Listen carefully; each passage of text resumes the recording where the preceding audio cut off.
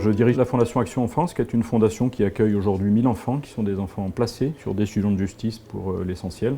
Et donc nous les accueillons et les faisons grandir dans des villages d'enfants. Et la particularité d'Action Enfance, c'est que nous accueillons des fratries. Donc à partir du moment où les enfants sont séparés de leurs parents, nous travaillons le lien fraternel pour qu'à l'âge adulte, la solidarité entre les frères et sœurs puisse exister. On a développé avec Kérit notre premier éco-village d'enfants, éco au sens écologique du terme, qui a ouvert à Sablons et qui est le fruit d'une collaboration avec Kérit, avec une ouverture début 2022 du premier éco-village d'enfants et d'adolescents de la Fondation Action Enfance.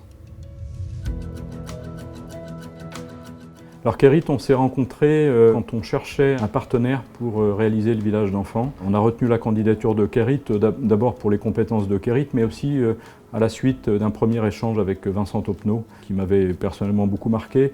Il était très intéressé par ce qu'on faisait, il comprenait tout de suite ce qu'on avait envie de faire. Il avait déjà beaucoup d'idées.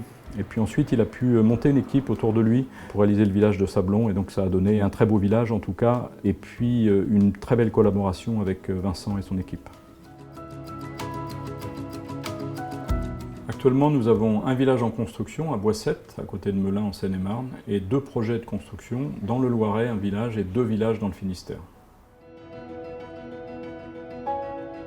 D'abord un savoir-faire que nous n'avons pas, nous sommes éducateurs, nous ne sommes pas des professionnels de la construction. Et c'est pour ça qu'on cherchait un partenaire, on ne cherchait pas quelqu'un à qui sous-traitait la construction, on cherchait vraiment un partenaire qui comprenne ce qu'on fait au fond et qui puisse le traduire dans la construction de maisons tout à fait adaptées à la vie des enfants, à la vie des éducateurs. Puisqu'on construit des maisons qui sont des maisons à la fois ordinaires et en même temps très spécifiques. On accueille 6 enfants par maison, donc c'est forcément des grandes maisons. Il faut qu'elles fonctionnent, il faut que l'espace soit très structuré.